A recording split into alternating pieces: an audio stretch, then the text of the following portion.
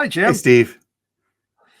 I got to thinking, we're 72 videos into doing this. Don't you think it's about time that we do a greatest hits video? Well, the term greatest hits is subjective. Maybe we could call it a best of.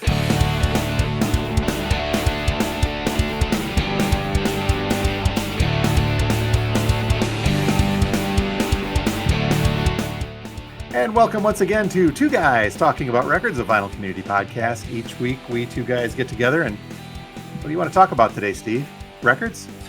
I thought about that and long and hard, and yes, I decided records. All righty.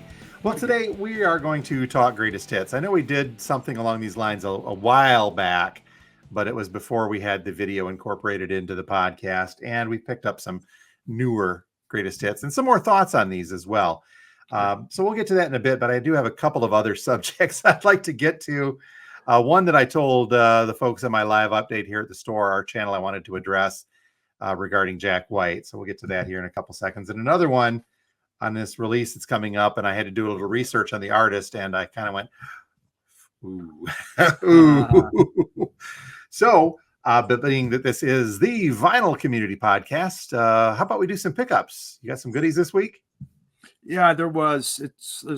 They came in by the truckload. Actually, I wound up going to I found a new record store only 2 miles from where I work. It's like, oh my, one of those kind of things. But yeah, some of the pickups. This just came in. I just got this in the mail from Black Market Karma. It's their 11th album. Known for being kind of a more psych thing, probably more psych. This one, they wanted to make it sound like it was recorded on a cassette, really lo-fi. It's like, how can we make this thing sound like it's with crappy instruments and stuff like that? So generally that would say buyer beware. But it's quite good. I have a few albums from Black Market Karma, and I like it. It's off Fuzz Club, so usually I'm always very happy about it because it's a label that I really like. So yeah, Wobble is the name of the album. There, that's a nice jellyfish. Nothing like saying, you know what, we're going to press it on vinyl, but make it sound like it's on a cassette. Exactly. And still charge a ton. It's like it's one you found in the attic or something. So, like we did at home. So, all right. Well, it's their prerogative. They're the artists. Yep. This one's Die Star, and those look like L's, but they're actually I's. Die Star. It's Good Time. What is this, 4th or 5th album? Possibly, again, off Fuzz Club. More of a shoegazier type band. Rock. There is some rock and stuff on here. The voice is a little different of their lead singer. Again, it's great music. This came out last year. The other one just came out. I think it's brand new. But this is from last year. I just hadn't picked it up. Finally decided to grab it. Most enjoyable listen. I used to have this album. Got it back in. Sunflower Bean. Out of I believe the UK. I bought it when it first came out in 2016, obviously after the flood. It went away. And I hadn't really thought about them. And someone was talking about they just released a new album. See, this one's really good. It's very psych-oriented. The female vocalist has a dream pop type feel to it, but just kind of like 60s psych almost happening here. Then they came out with their second album and it really went poppy. And so I just tossed them off. I said, forget it. Now I hear their new album's not too bad. I'm going to have to listen to some tracks of it, but this was such a good album. It just blew me away when it came out. I thought I need to pick that up. It's pretty inexpensive to get off of Discogs. So yeah, Sunflower Beam, Human Ceremony. Ceremony. Looking forward to the clip on that one. Never had this Public Enemy in vinyl. This is like their 4th album that they did. Apocalypse Strikes Back. This, of course, has the big hit By the Time I Get to Arizona. and it has Night Train on it. I'm not sure. Maybe this is after, maybe Professor Griff got in trouble after this album. I can't remember. But it's just the power of Public Enemy. To me, it's their last great album. And then it kind of went, they just didn't have what it was, the power that they had on those first albums. Maybe it's the anger. Maybe they calmed down some. I don't know. But really, really enjoying that. And very first album from Curve, a English shoegaze band. No, should go like that, probably Curve Doppelganger. And this came out in 1991, like the same time as Public Enemy. So it's just one of those very much early classic shoegaze bands. Shoegaze came and went really fast because Britpop took over. And even a lot of these bands went more toward the Britpop route because they wanted to sell records. And it has just, creepy dolls all over it. So, I mean, just for the cover alone, it makes it worthwhile. Of course. A couple more. Picked this up at a record store, Elmer James, Blues Masters, Volume 1. One of my all-time favorite blues guitarists. He never put out a lot of albums. He had a lot of his own problems going on with alcohol and everything. But this guy could do a slide guitar. And, in 1952, he had Dust My Brew was his really only super big hit. A lot of his stuff's kind of samey, especially you listen to the backing track. But, a lot of times in blues, you have that certain rhythm that's going on. And his gets that way at times, but I love his voice. I do love the way he plays the guitar. And I don't know if do you have this one? Detroit Blues, the early years. I've got a variation of that, I believe. Yeah. If it's the same one. I've got something called Detroit Blues, but it's a different cover. I don't know if it might have the same lineup of songs on there, but yeah. Really good. Very, very good. I truly enjoyed this thing. It was such a good listen. It's just great harmonica going on. It's the Chicago blues style done the Detroit way. Yep. Though it sounds like Chicago blues. Then I picked these up at the local records that I went to. There was Crawdaddies, 1979, garage rock. Definitely very, very garage rock, very 60s oriented. Okay. Even looks like a 60s album. You would think it would be, but I used to have this one, so I saw it there, brought it back in, and paid way too much for it at the record store when I went to put it in Discogs and go, well, didn't I get hosed on that one? Which, again, makes me question going back to certain record stores. Yeah. Didn't have this Jethro Tull, which is one of my least favorites. But if you buy 3 records, you got one free. So I had to go figure out what do I want for free. Quite honestly, they have a lot of different ones to choose from. I couldn't. If I don't really want it, I don't even care if it's free. I just I don't want it. And so I had to look long and hard, but I found one. Okay, it's not my favorite Tull, but I like Tull, so okay. I bought it. Well, I didn't buy it. I got it free to make up what I overpaid for. You're going to find yourself becoming a Tull completist if you keep that up. Yeah. And the final one, again, I used to have in my collection, Eddie and the Hot Rods. I think I kept my my vinyl Teenage Depression. And so just great punk from 76. This one is the 77. In US, it came out in 1977. This is the US version of it. So 1 year later, and found it there at this record store. Overpaid again. I went in and looked, in both of these 2 albums, if I went on Discogs, even with shipping, I could have got them cheaper at a better quality, and that really bugged me. It just and I don't want to take time in a record store going through Discogs trying to find it, looking for the right thing on there. It's just, oh my god. But if it does get kind of pisses you off. I can imagine. Yep. Yeah, so considering how many record stores I go to, so I really, when I do, especially these record store tours, I mean, when I go back to a record store, I'm going to go back to the ones, maybe they're smaller or didn't have as much, but if they were fair with pricing, I'll go back. And that's tough too, because obviously you'd be thinking I'm going to be paying for the convenience of picking it up and taking it home rather than rolling the dice with the Discogs purchase. But even if it comes back cheaper than it would have been with shipping, yeah, that's a toughie. It is. And I've only been really one time unhappy with the Discogs purchase. Otherwise, I've always had very good luck with them. And of course, they did clean their vinyl. Spoiled. So you had a light week is what I'm getting there. Holy cow. I'm trying to make notes of all the stuff you've got coming in. I could have shown a few more. That's it. Oh. That's all we're doing, Jim. I'm waiting for a package from Michigan. Yeah. I'll talk to you about that off air. Soon. What do you got, Jim? Well, I had a light week, and believe it or not, They Might Be Giants this week. So celebrate there. Start off with the new one from Sturgill Simpson, except it's not Sturgill Simpson. Okay. It's Johnny Blue Skies. So hit an OBI strip I just dropped there, but this is the new one from the artist Sturgill Simpson, but under the auspice now of Johnny Blue Skies. Passage of Desire is my French is not that great. This is Sturgill's bluegrass. It's modern bluegrass, new bluegrass.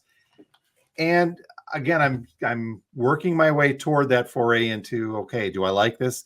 Listen to it. And I did. And there's some very straight up bluegrass in there, but at the same time, it also harkens back a little bit to that Sound and Fury that Sturgill Simpson did that was more rock oriented all the way through. Yeah. So this is a bluegrass album, but it's got some very rock feelings to it. And it's on a very cool looking, you can't quite see that, but it's on a gold kind of swirl marble vinyl in through there. But Passage to Desire, I'll give it a few more listens, but it's a really good album from Sturgill, aka Johnny Blue Skies. Look at you go for the bluegrass. Yeah, you're going to move just to West Virginia, pick up a banjo, and away you go. I'm not sure about that, but we'll see. Although we do at some point need to talk about Billy Strings just announced a new album again. Yeah. And I'm getting some pre-orders for it, but it lists at $50 for a double LP. And I've already, it's a toughie there. But other pickups this week, the week before, John Mayall passed away, and got me looking at my collection of Mayall. Oddly enough, behind Rush and behind Pink Floyd, John Mayall is actually one of the artists that I have the most albums of. I've got about 20 John Mayall albums out there. Wow. And I didn't really realize that, but I picked up a couple more to add to this. This was a 2000, and I got to call this up here, 2022 release, so just a couple years old from Mayall, called The Sun Is Shining Down. Just really neat guitar blues, or Brit blues in there, but he's got some help on here, the likes of Buddy Miller, Scarlett Rivera, Marcus King is on here, Melvin Taylor, Carolyn Wonderland. So he's got some help on this, but just a good solid blues album from the latter part of John Mayall's career.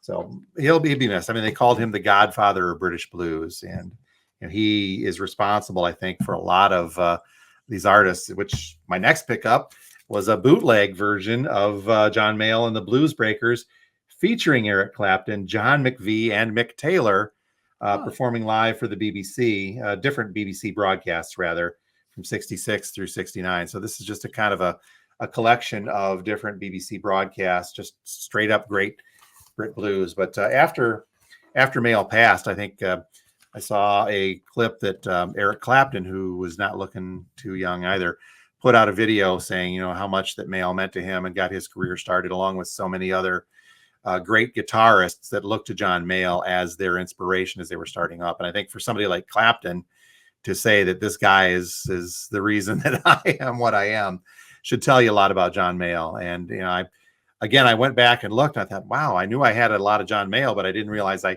had that much. And a lot of it was his vintage stuff, which was always super cheap. You can just pick that up for a couple of bucks here or there. So, but there were a couple, and I think I'm missing a couple more of his later ones, but I want to listen to them online before I dive too much deeper into that. I think I got one. Good stuff. It's good stuff. So you can watch for the sound clips that we'll put up from Mayall. Hopefully I'll be able to find most of these and see what they sound like. Final pickup this week was kind of a replacement. I've had an open store copy of the Flaming Lips Greatest Hits. And I sold one of the other store copies. And I thought, you know what? I've been listening to this. I'm digging it. So I'm going to get myself a personal copy of it. But I just happened to grab it on that kind of brownish gold vinyl from the Flaming Lips. But you know what, Steve? I think this might make a good topic, because when it comes to bands like the Flaming Lips, a greatest hits, all right by me. Yeah, I think that'd be a great topic. I think you'd be right. So why don't we say, we'll get to that in a second. But those are the pickups for me this week. Not as many as you. My work's cut out for me. But I would encourage folks to look for that Spotify playlist. As many of these as we can find, we'll toss onto a playlist. It'll be in the description of the Spotify podcast episode, and it'll be in the description of our YouTube episode, as well as putting it up on our Facebook page. So if you're curious with some of the music that Steve, he's all over the map between Public Enemy and all this other stuff, you can have a listen to what that sounds like. So before we get to the greatest hits, I got to get something off my chest here, Steve. May I? Well, please do. Okay. This past week, we're recording this on Sunday, August 4. Jack White released a new album called No Name. And I had heard about this. It was an interesting chain of events that led up to this. And leading in, we had gotten an email from the distributors a week or so back saying, hey, Jack White's doing a surprise drop. But then it was one of those all cap emails that said, do not talk about this with your customers. Do not post this on social media. Do not do this. Do not do that. And basically saying that we were not allowed to talk about this Jack White surprise release until it was in the store on its day of release, which was last Friday, the 2nd. So I'm like, all right, fine. But they gave us really just a tremendously narrow window of time. It felt like it was about 24 hours or so to make up our mind on pre-orders. And all I could think of was like, well, I can't talk about it, so I can't dive in to find out, how many customers are going to be interested in this. I look back, the last 2 Jack White albums from the past couple of years, they were okay, but they just didn't sell very well in the store. So couldn't quite figure out. And it turns out, though, that Jack White had, let me call this up here. This is interesting. He released this No Name to members of the Vault, and then he gave it away free to random customers in the Third Man stores in Detroit, Nashville, and London last week. But it was just kind of a very generic looking cover, no label, no song titles or anything.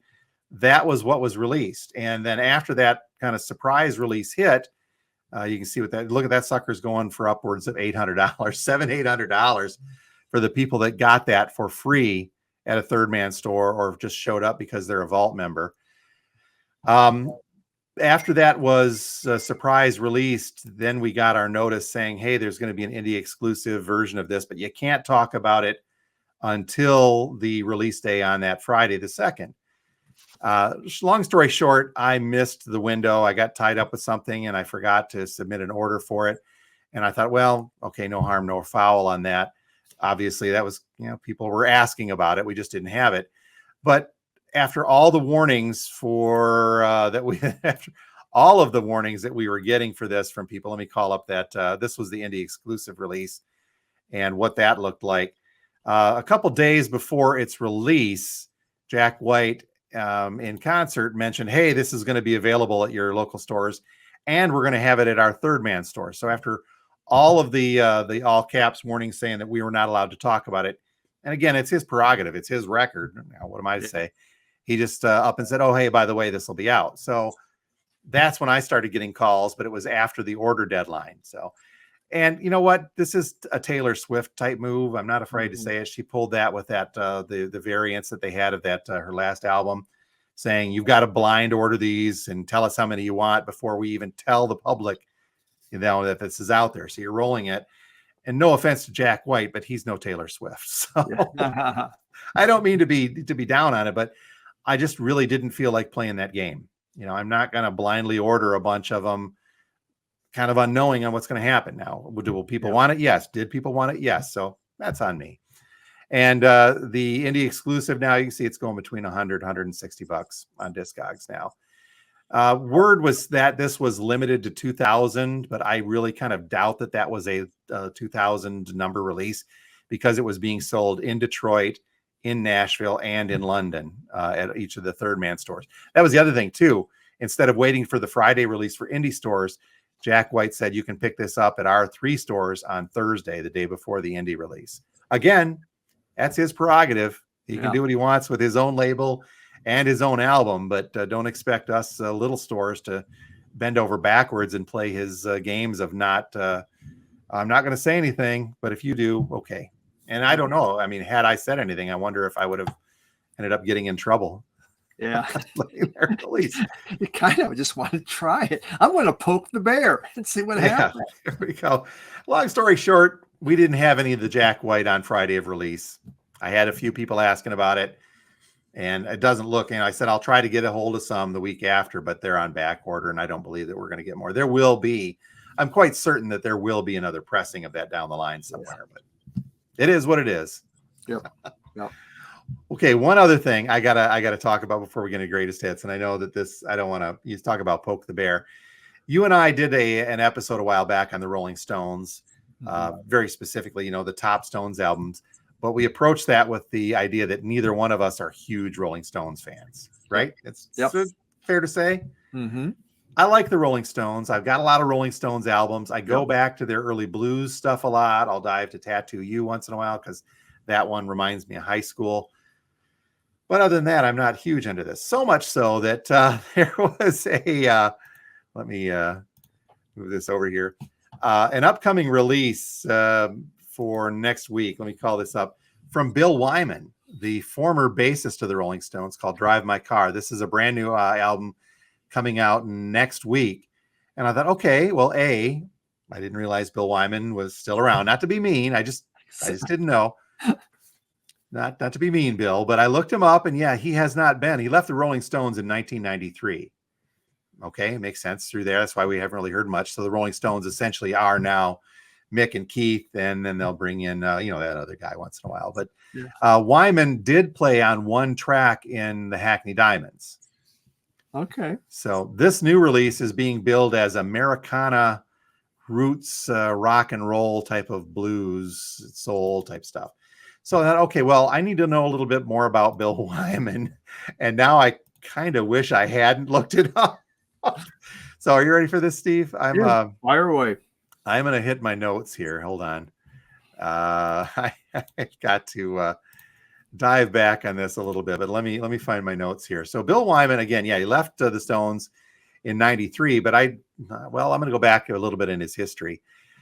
His second or third wife, I think, in 1989, this is according to Wikipedia, by the way, Wyman married 18-year-old Mandy Smith in 1989, who he had fallen in love with when she was 13. Now, this is according to the woman, Mandy Smith.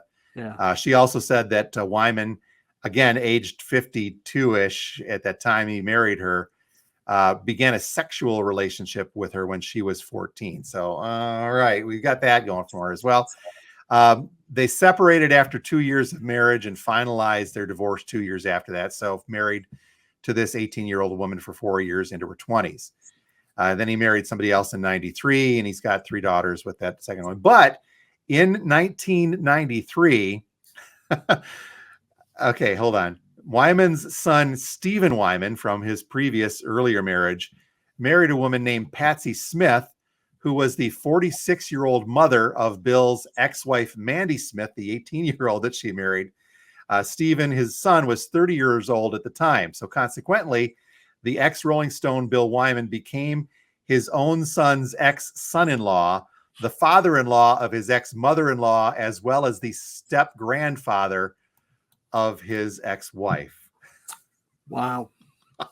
Wow.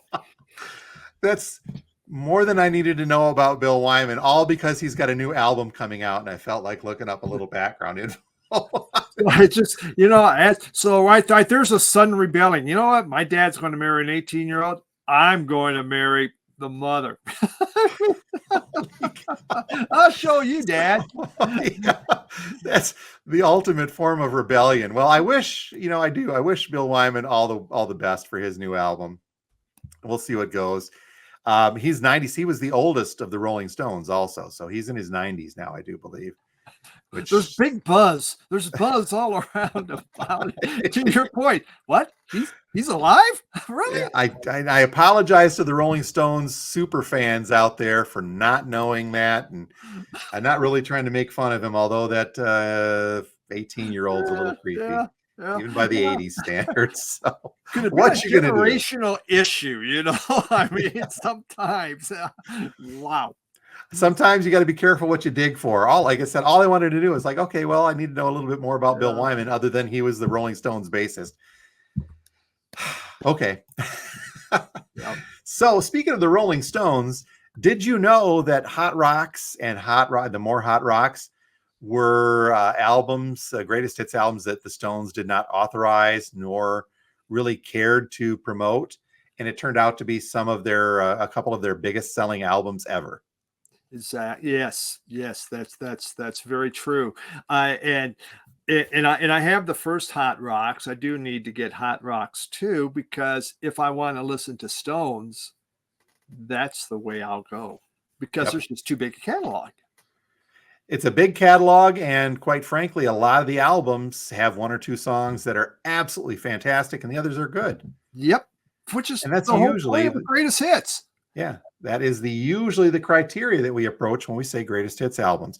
I read an article or something, I think it was on one of the Steve Hoffman forums, where there are some people who are purists and say, okay, there's a tremendous difference between greatest hits and a best of, where the greatest hits is actually subjective or very objective. The greatest hits can be quantified as these are the chart toppers for this band. These are the ones that made them the most, that sold the best records. And the best ofs, well, that's what the band really wants you to hear. That's the stuff that they like. And for me, I think the term could be interchangeable. It doesn't matter too much because it's a compilation. Yeah, and best of, you know what? They usually have all the hits on there. You know, maybe best of is for those bands that only have 2 hits, and we need to fill it with the rest.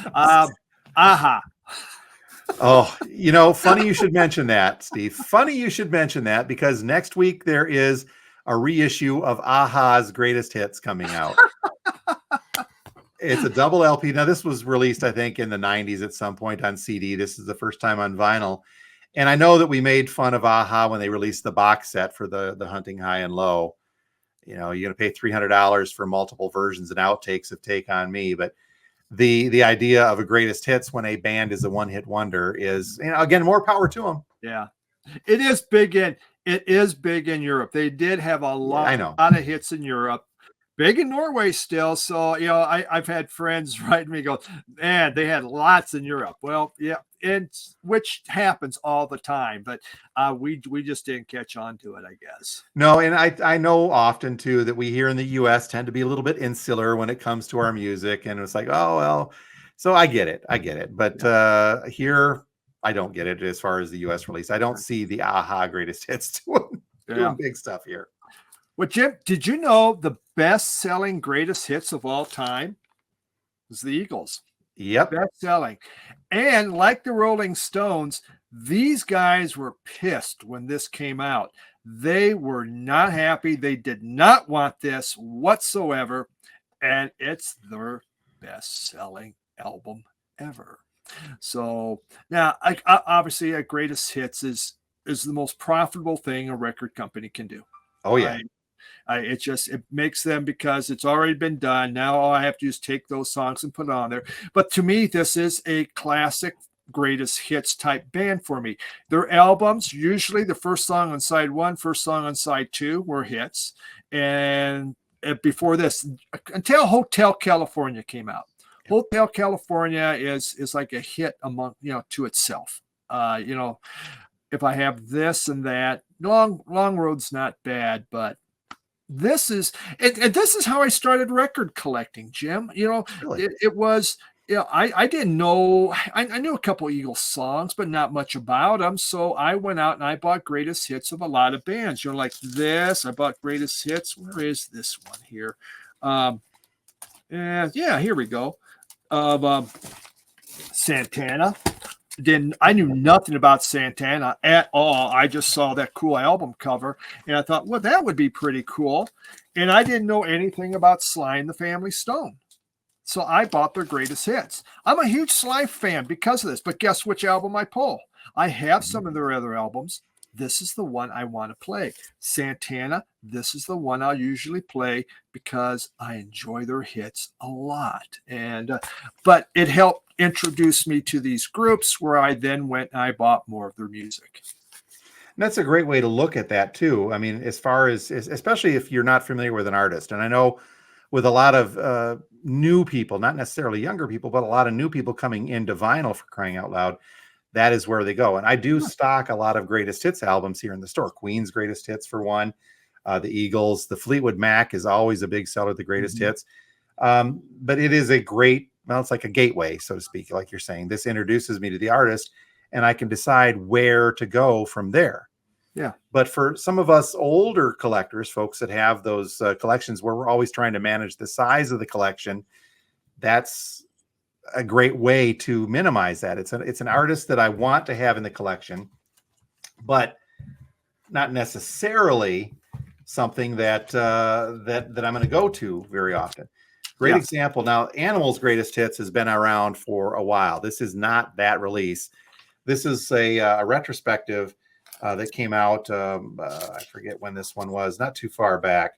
2004 retrospective. This has got everything that you'd ever want as a double LP from the Animals, a little bit more than the traditional blue cover, the greatest hits from there, but Sky Pilot all the way to Spill. They go into Eric Burdon and War with Spill the Wine on here. So this is kind of more of an Eric Burdon type of thing, but lots of cool Animal stuff. So this, for me, does it. And, you know, you get something like the Monkees. I do have other Monkees albums, but the Animals, that's the only Animals that I have. And I'm happy and satisfied with that. Yeah. And one of the other things, go ahead. What do you got? Well, I was going to say one of the other things that I think is good for greatest hits, especially newer releases of greatest hits, is when some of the original albums are just out of reach, something that you can't get because it's so rare. And if you do find it, it's tremendously and absolutely expensive. In this case, a group like 13th Floor Elevators is one of those groups. You know, would I like to have that original of the psychedelic sounds of? Yes, I would, but I can't really find one. I've had it a couple times in the store, but it's out of reach for a lot of people. So something like this, a 2022 compilation, does great because it's got all that stuff on there as well.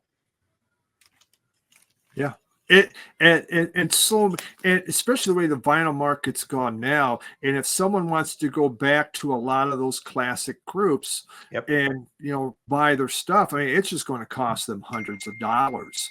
And even if they're not that, you look at someone like Bowie or Elton John. I mean, so they have all their albums have hits on there, but to have them all anymore, it really kills the pocketbook. It does. And something like Elton John has come out with multiple greatest hits albums through the years, between Goodbye Yellow Brick Road, his greatest hits volume 1 and 2, covering a lot of his early career. We had a Billy Joel greatest hits, which was pressed in the late 80s. Yeah. Those things go for $30, $40 because it's never been really repressed, and folks have a hard trouble finding it. That went very quickly here in the store. Yeah. So even with those earlier greatest hits albums, some of those hold their value. Mm-hmm. I had a hard time finding that Billy Joel because I didn't want all the Billy Joel. There's a couple albums I want, but for the most part, I didn't want it all. Like OJs. I love the hits of the OJs, but do I want to spin their albums to listen to those hits? It works for me. Or here, Urban Dance Squad greatest hits. I can only think of a couple, quite honestly. This is a case. Maybe I should just downloaded the damn things. But you have that. Or NWA's greatest hits. I'm not going to buy all their albums. There's certain songs I like.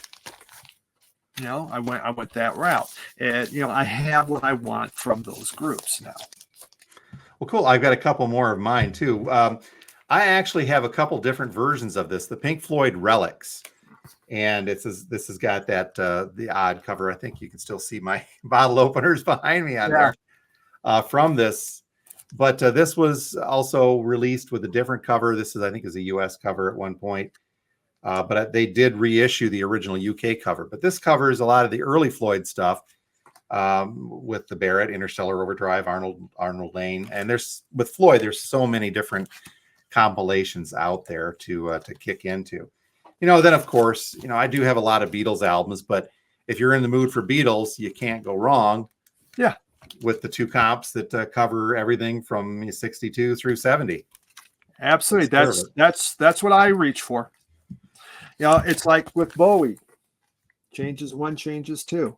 Yep. Now I have a lot of his albums, from the 70s, and I used to have everything CD between CDs and albums.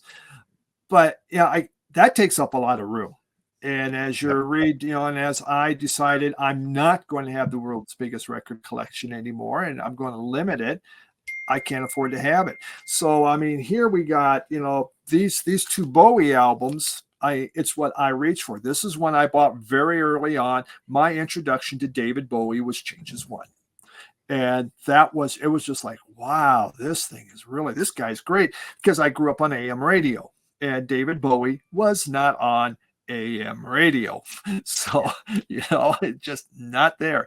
The stylistics were, but not him. So these two really, are what I reach for. Now, you mentioned that you've got the Bowie. Now, I've got both of those two Bowie as well in my collection. In fact, those are the only Bowie albums I have other than pinups. And that's it. That's all I have to carry through Bowie. Yeah. But with regards to that, I've got a Doors greatest hits. I know we made fun of the Doors before, and there's a Kids in the Hall skit that talks about Doors greatest hits.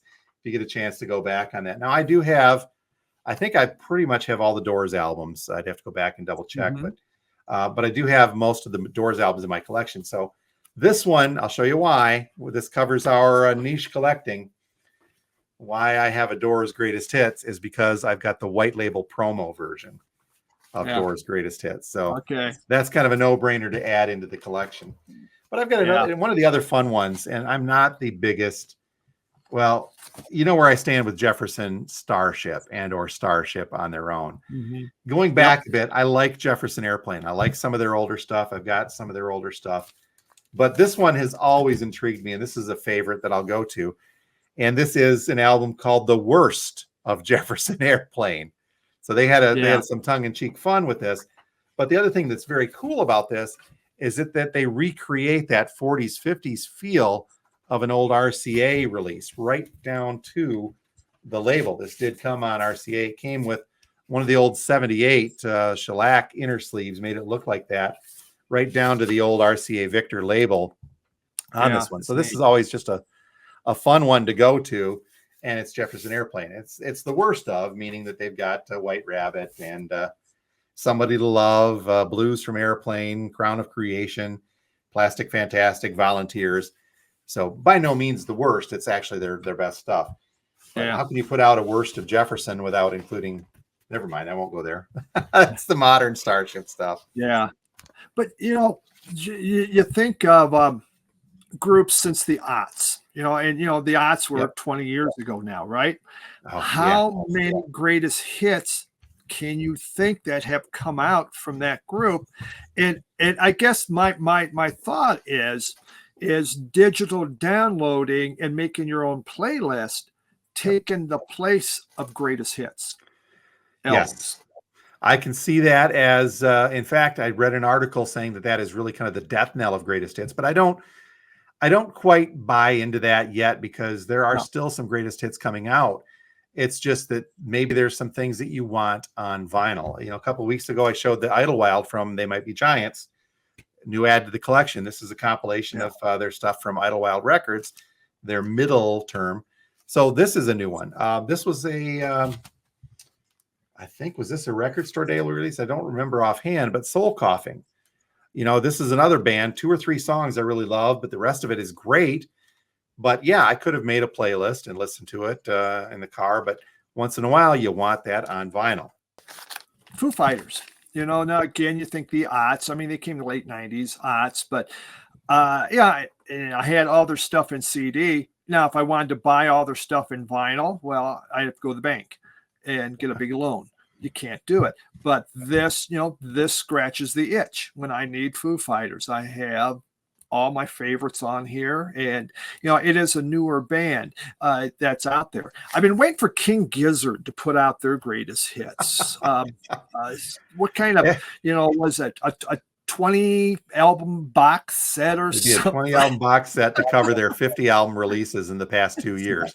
They've got a new one coming out next week as well. Just again, boggles the brain. But I think that's a great way to go. A couple other ones. Props to Aerosmith. They just announced their retirement, by the way, from touring because Steven Tyler's voice is just not coming back. And, one of my other favorite ones, this doesn't from the aughts, but you go back to the Ramones and Mania. I don't have any other Ramones albums. I've had the chance to, but time and again, that's just all I need. Yep. Yeah. Nazareth's greatest hits. I really enjoyed. Well, their first album I hated, but their next ones, they had that rocky sound that I really, really liked. Again, there was always a couple songs on each album I really enjoyed. So to me, instead of going back and buying a catalog, which is inexpensive, at least it used to be, you could buy Nazareth albums in the bargain bin constantly. That was the way to go. And Tom Petty, to buy his back catalog is not cheap anymore. It used to be, but those days are gone, though they have done a lot of reissues with it. But if you want the hits and that's what you enjoy, and a completist is going to say, but that's not what the artist intended. And I'm sure you've heard that argument all the time. The artist put these down in a specific way for you to listen to get it. And you know what? I totally get that, and that's fine. I just don't care.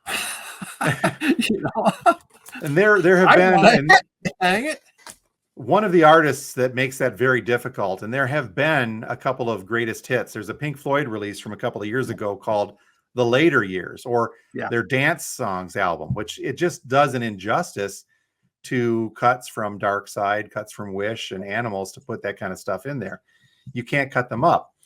There's a Rush release called Icon, and it came out a while ago, and obviously the label had something to do with that, Anthem Records, that I don't think that the members of Rush had too much in there. And, speaking as a Rush fan, maybe I'm off base on this and a little bit biased, but the song selection was just completely nonsensical to me. Some of the stuff they were picking for that, but again, I'm biased. Who am I to say on there? So speaking of Rush, I do have one that I really wish would be on vinyl. This is one of a handful of compact discs that I own.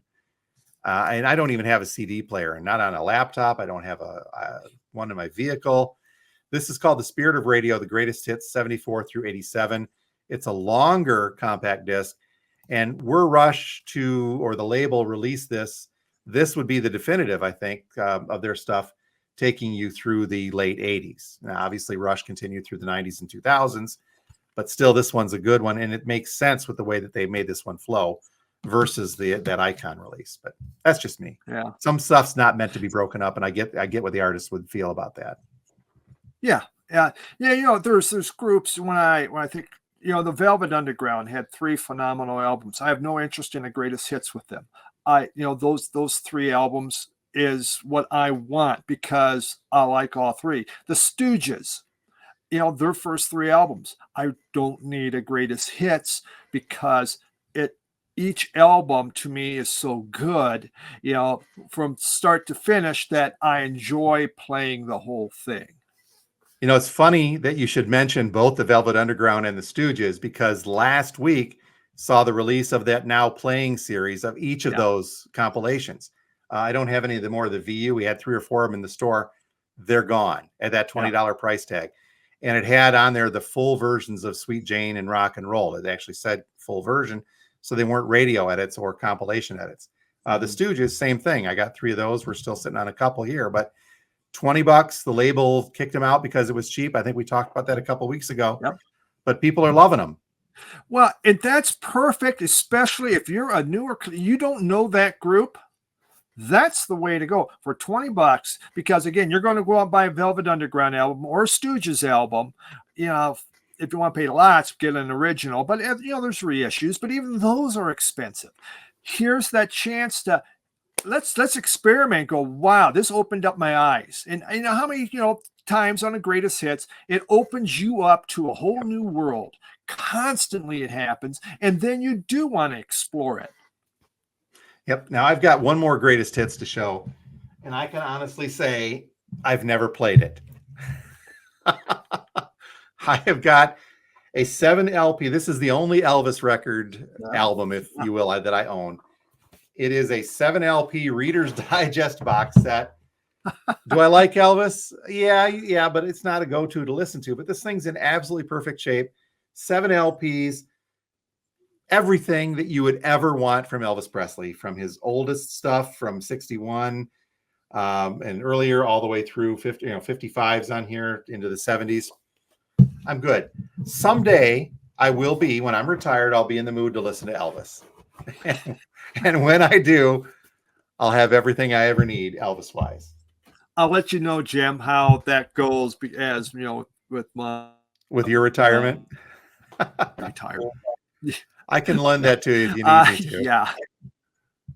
Great. That would be wonderful, Jim. Thanks. So, where do you have any more you wanted to show off, or you? No, really. That's all. I mean, I have a lot of greatest hits. I talk a lot about greatest hits because I personally love them. I like catchy music. I like, and they grab me, and sometimes I buy the album, and okay, it's good, but man, I like that song. I think of well, now I can't think of it. They had the song Shine. Collective Soul. Collective Soul. They had some great hits. I didn't need all of it. So, I am a firm believer in the love of greatest hits. I absolutely adore them, and I have lots of them. Those that don't, I have no qualms with you. That's fine. I get it. But in a smaller collection, though, most people go, "Well, is that really a small collection?" But considering what it was, yes. Well, and considering what it could be had you not wanted to dive to greatest hits from time to time, just to listen to one or two songs, that's the way to go. So curious what you folks think, and let us know. So today we showed off a few kind of the greatest hits of our greatest hits, if you will, showing off just some of them, because I do have a few more, not a ton, but me too. Where do you stand? Greatest hits, best of? Do you think that there should be a distinction? Does it matter what you call it, as long as it's a compilation of the music that you like to listen to? And do you feel that it is an effective way to maintain the size and budget of your collection without sacrificing lots of great music? I think that's the way to go. Totally agree with that one, and I'll keep doing it. Well, very cool. Feel free to reach out to us. You can comment on our YouTube channel. You can comment on the Spotify episode as well. And if you so desire, head over to Facebook. Those of you that still do Facebook, you can look for Two Guys Talking About Records and connect with us that way as well. We don't do great with answering comments, but we're trying. We're trying. Doing our best. By the way, happy anniversary. I saw that on Facebook. Oh, yes. I meant to show you. Thank you very much, by the way. I meant to show you, Kim and I had our 32nd anniversary last week. We went out to eat, and then we went to go play pinball. And guess what I played? A pinball machine I know you're going to be jealous of. Yeah. I played the Rush pinball machine finally. Of course. It gave me extra power. There you go. So, all right, Steve. Well, as always, great talking to you this week. We'll be back again next week with another episode of Two Guys Talking About Records. Until such time, my name is Jim, and I own a record store. I'm Steve. I'm a record collector. Have a great one, Steve, and thank you, everyone, for watching.